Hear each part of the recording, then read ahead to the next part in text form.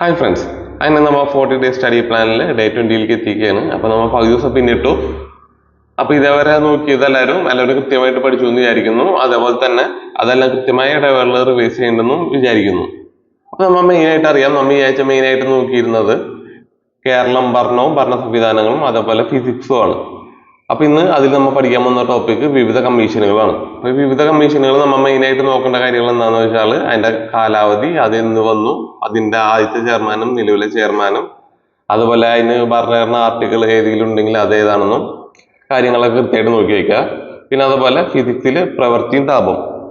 ഇപ്പൊ നിങ്ങൾ പ്രവൃത്തിയിൽ മെയിനായിട്ട് നോക്കേണ്ട കാര്യങ്ങൾ എന്താണെന്ന് വെച്ചാൽ ഊർജ്ജം നോക്കുക, അതുപോലെ ഉത്തോലകങ്ങളൊക്കെ വന്നത് ഈ പ്രവൃത്തി പോർഷനിലാണ് വന്നത്. അതുപോലെ താപത്തിന്റെ ആർദ്രത, അതുപോലെ വിവിധ തരം തെർമോമീറ്ററുകൾ ഏതൊക്കെയാണെന്ന് നോക്കാം.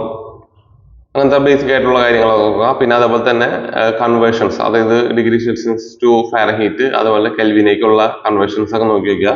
പിന്നെ മാത്സിൽ നമ്മൾ പഠിക്കുമ്പോൾ ഫാമിലി റിലേഷൻസ് ആണ്.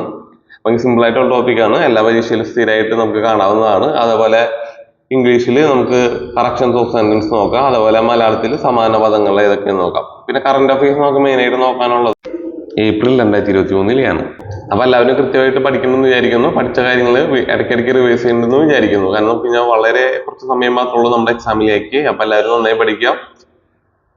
അപ്പൊ thank you, have A nice time.